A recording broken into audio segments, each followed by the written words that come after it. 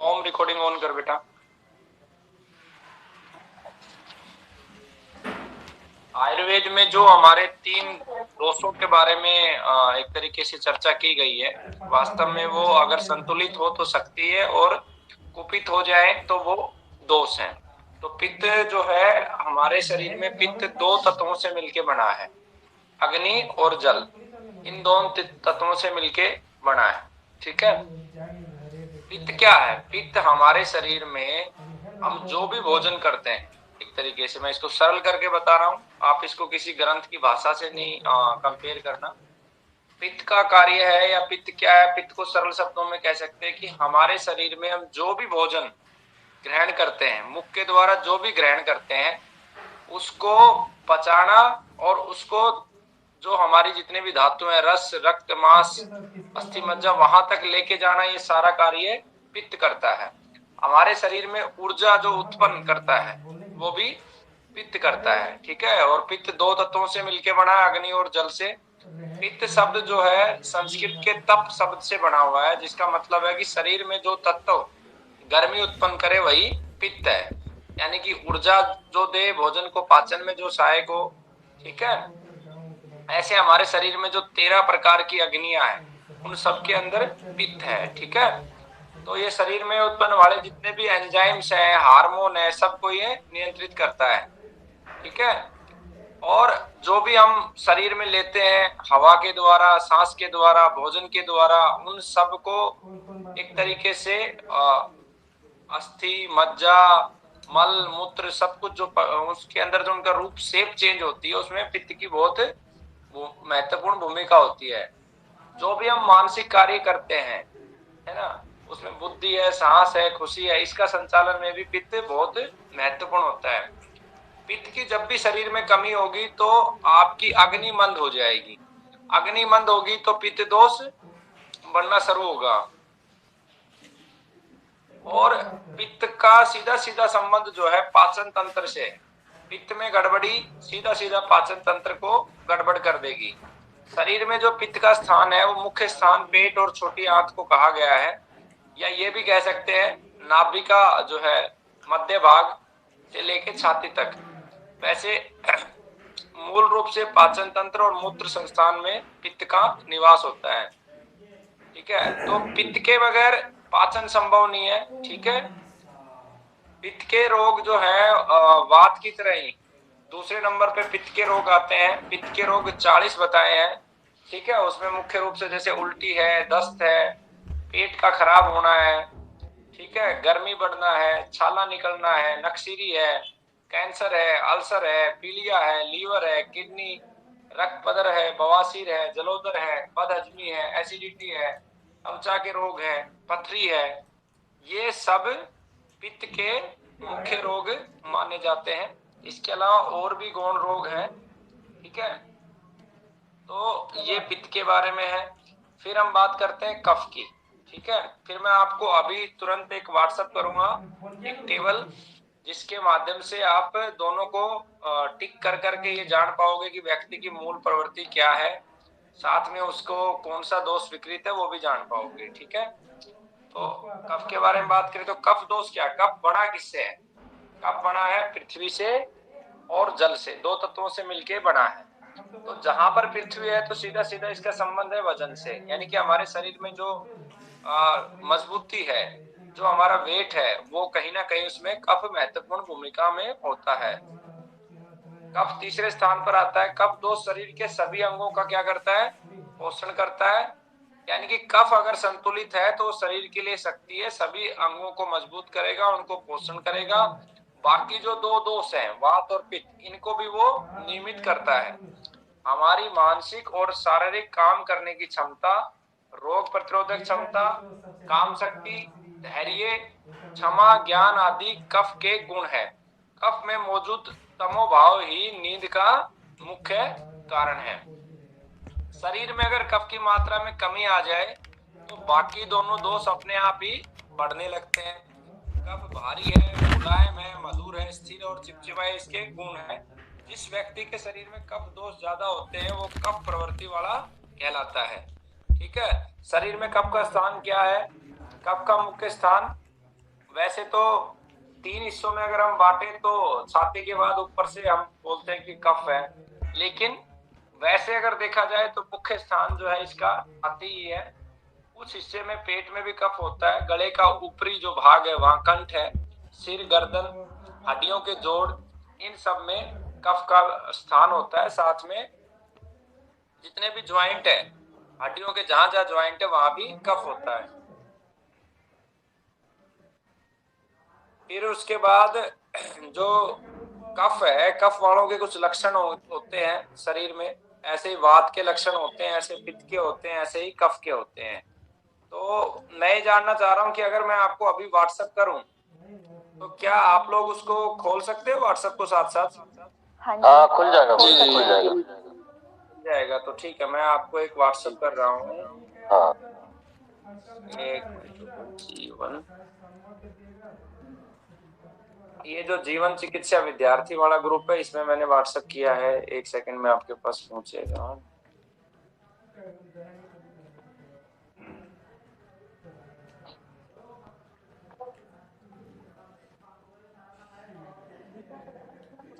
देखो एक टेबल आप लोगों के पास आई होगी, आप इसे ओपन करो तो आपको समझने में और मुझे समझाने में आसानी रहेगी।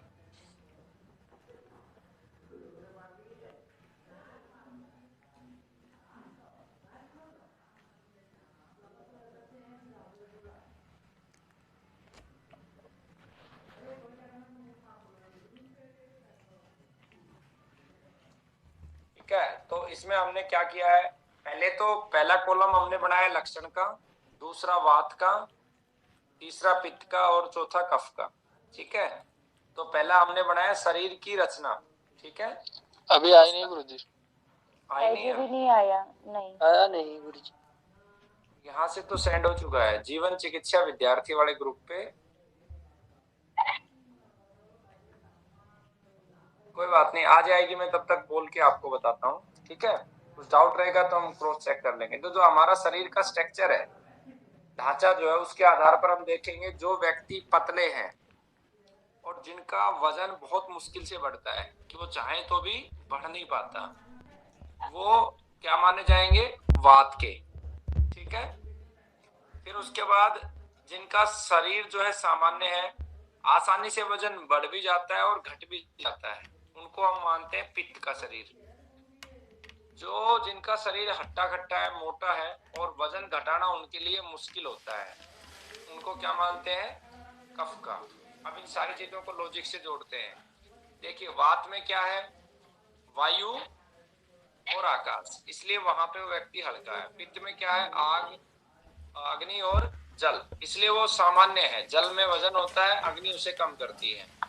कफ में क्या है, कफ में जल और पृथ्वी है, तो दोनों के दोनों वेट बढ़ाने वाले हैं, इसलिए वजन ज्यादा है। त्वचा, वात वाले की त्वचा कैसी होगी, जब व्यक्ति वायु ज्यादा होगी तो अपने आप वो सोख लेगी नमी को, तो रूखी होगी, रूखी सूखी त्वचा मिलेगी, और ठंडी होगी और त्वचा पतली होगी। पित्त वाले की कैसी मिलेगी, नरम होगी और लालिमा होगी उसमें त्वचा में और गर्म होगी। और कफ वाले की चिकनी होगी, मोटी होगी और ठंडा होगा, त्वचा जो है ठंडी होगी। अब हम बात करते हैं नब्ज। जब हम नब्ज किसी की पकड़ते हैं, वात पित्त कफ नब्ज से देखते हैं और नाड़ी की चाल देखेंगे, स्पीड, तो वात वाले की हमेशा नाड़ी तेज चलेगी, पित्त वाला हमेशा मध्यम मिलेगा और कफ वाले की नाड़ी बहुत धीमी मिलेगी। ये समझो उसको, नाड़ी की चाल को पकड़ना बहुत मुश्किल होता है। उसके बाद हम बात करते हैं नींद की। वात वाले की कम नींद आएगी और कच्ची होगी, यानी कि एक हल्की सी आवाज भी लगाई किसी ने तो उठ जाएगा। पित्त वाले की हमेशा मध्यम होगी और मतलब सामान्य नींद होगी, आसानी से उठना और आसानी से सोना। लेकिन जो कफ वाला है उसकी हमेशा गहरी नींद होगी। ठीक है, लेकिन इसमें जो शास्त्रों में लिखा है वो लिखा है आसानी से सोना और आसानी से उठना। लेकिन मैंने जो महसूस किया है कि जिनकी कफ प्रवृत्ति होती है उनको गहरी नींद आती है और वो आसानी से उठते नहीं है। ये मेरा प्रैक्टिकल अनुभव है, लेकिन शास्त्रों में इसी तरीके से, दो तीनों में देखा इसी तरीके से लिखा है। तो अभी शायद आ गई होगी आपके पास, देखो किसी ने रिएक्ट भी किया। आ गई, हाँ जी, आ गई है जी। ठीक है। तो उसके बाद काम इच्छा वात वाले में अधिक मिलेगी, पित्त वाले में तीव्र मिलेगी, और यहाँ पे न्यूट्रल है कफ में। मौसम का जो प्रभाव है,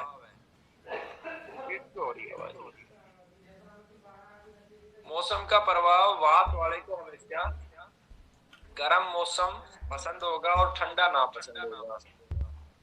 पित्त वाले को ठंडा पसंद होगा और गर्म ना पसंद होगा। और कफ वाले को ठंडा ना पसंद होगा, नमी वाला भी पसंद नहीं होगा, और गर्मी फिर भी उसको पसंद होगी, न्यूट्रल रहेगा। बाल वात वाले के रूखे होंगे, रूखे सूखे और दो मुंहे होंगे। पित्त वाले के सामान्य सीधे पतले और भूरे कलर के होंगे। कफ वाले के मोटे चिकने और चमकदार होंगे। बोलने की जो स्पीड होगी वो तेज बोलेगा वात वाला, क्योंकि वायु है, और तेज ही वो चलेगा। पित्त वाला मध्यम होगा और कफ वाला धीमे बोलेगा और धीमे ही चलेगा। पसीना वात वाले को कम पसीना लेकिन बदबू नहीं आती है। पित्त वाले को ज्यादा पसीना और बदबू नहीं आएगी, लेकिन कफ वाले को कम पसीना आएगा लेकिन बदबू आएगी।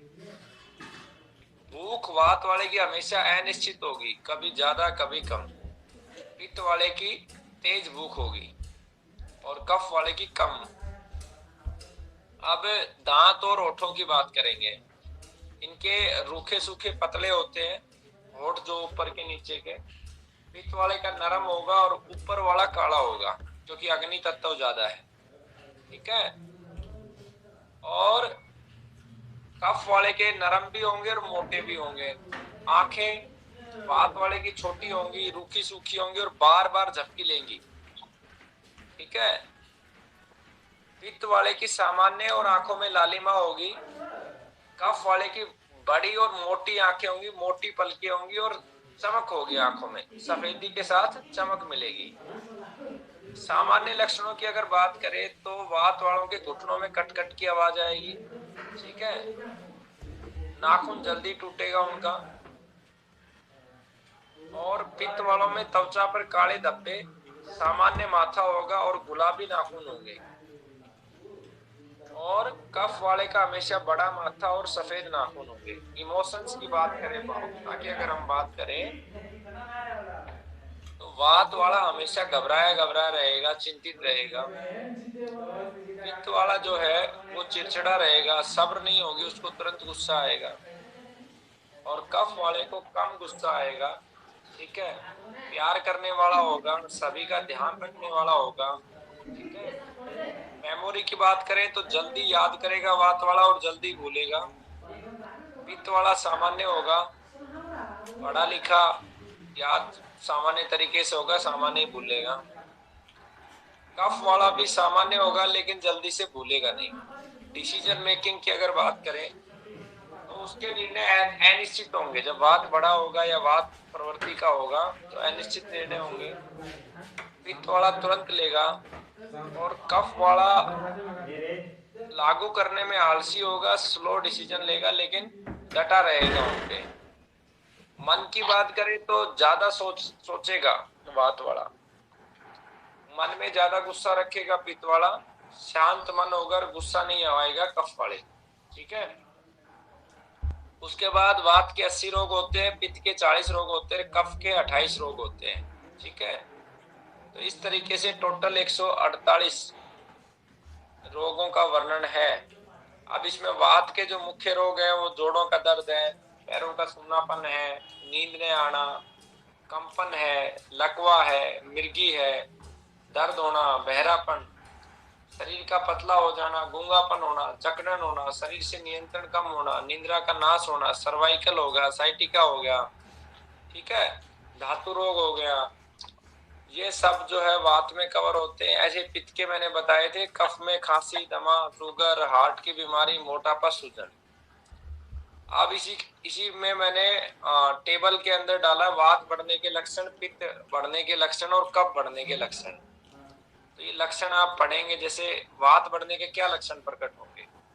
अंगों में रूखापन होगा, जकड़न होगी, सुई चुभने जैसा महसूस होगा, हड्डियों के जोड़ों में ढीलापन होगा, हड्डियों का खिसकना और टूटना, कटकट की आवाज, अंगों में कमजोरी महसूस होगी या अंगों में कंपन होगा, अंगों का ठंडा होना और सूना होना, ठीक है। कब्ज होगा, नाखून, त्वचा और दांतों का फीका होना, ये लक्षण वात के हम बता रहे हैं। दुबला शरीर होना, वजन का कम होना, चेहरे पे झुर्रियां या गालों के अंदर की ओर धस जाना, जल्दबाजी में बोलना, निर्णय लेना, अस्पष्ट बोलना, अधिक बोलना, ये सब वात के लक्षण है, वात की विकृति के लक्षण है। ये लक्षण होते क्यों हैं ये इसके नीचे टेबल में बताया, जैसे मलमूत्र या छींक को रोक के रखना, खाए हुए भोजन के पचने से पहले कुछ और खा लेना, अधिक मात्रा में खाना, रात को देर रात तक जागना, अपनी क्षमता से ज्यादा काम करना, सफर के दौरान गाड़ी में तेज झटके लगना या बार बार लंबे समय तक सफर करते रहना, तीखी और कड़वी चीजों का अधिक सेवन करना, बहुत ज्यादा ड्राई फ्रूट्स का खाना, हमेशा चिंता में या मानसिक परेशानी में रहना, ज्यादा सेक्स करना, ज्यादा ठंडी चीजें खाना, व्रत रखना, ये सब मुख्य कारण है वात की विकृति के। तो जैसे ही वात की बीमारी आएगी तो क्या करेंगे आप, इन सब को रोकेंगे, ठीक है। पहचानेंगे कैसे, वात के जो लक्षण ऊपर बताए उससे पहचानेंगे। पहला आपका स्टेप क्या होगा कि इन लक्षणों को स्टॉप करेंगे ताकि धीरे धीरे स्वतः कंट्रोल आए, उसके बाद हम औषधियों पे आएंगे। अब अगला क्या है, पित्त बढ़ने के लक्षण। पित्त बढ़ेगा तो जो सबसे पहले शरीर में तेज जलन होगी, गर्मी लगने लगेगी, ठीक है, पेशाब में पीलापन आएगा, पेशाब में भी जलन होगी, अधिक पसीना आएगा, त्वचा का रंग पहले की तुलना में गाढ़ा हो जाएगा, लालिमा आ जाएगी, शरीर के डिफरेंट ऑर्गन से दुर्गंध आना शुरू होगा, मुंह गला आदि का पकना, बार बार जीभ में छाले होंगे, मुंह में छाले होंगे, ज्यादा गुस्सा आएगा, बेहोशी और चक्कर ये स्टार्ट होगा, मुंह का कड़वा और खट्टा स्वाद होगा, ठंडी चीज ज्यादा खाने का मन करेगा, ठीक है, त्वचा, मल मूत्र, नाखून और आंखों का रंग पीला होगा, ठीक है। तो ये पित्त के बढ़ जाने के लक्षण है। और पित्त बढ़ता क्यों है, बहुत ज्यादा मिर्च, मसाले, चटपटी चीजें खाने, तीखी चीजें खाने से, ज्यादा मेहनत करना, हमेशा मानसिक तनाव, गुस्से में रहना, अधिक मात्रा में शराब का सेवन, सही समय पर न खाना, बिना भूख के भोजन, ज्यादा सेक्स, ज्यादा तेलों का इस्तेमाल, तिल का तेल, सरसों, अधिक खट्टे का इस्तेमाल, मांसाहार का सेवन, है ना। तो ये जो है कारण है इसके।